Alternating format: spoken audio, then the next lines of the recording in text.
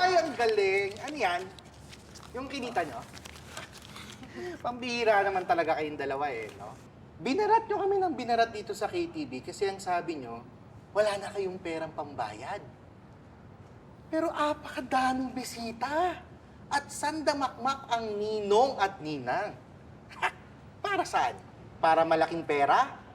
Ang galing. Talagang at dinamay nyo pa si Ma'am Elsa. At ginamit nyo pa ako. Di na kayo nahiya. Oh, sorry. Sorry?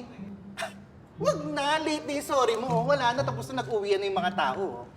Ito lang sabihin ko sa inyo, ha. Huwag niyong gawing negosyo ang binyagan. Ang pagkuha ng ninong at ninang, para yung pagkuha ng pangalawang magulang na titingin sa kagagabay sa mga anak nyo. Hindi yan para magkaroon ng koneksyon sa mga malalaking tao at lalong-lalo na hindi para makatanggap ng malaking pakimkim.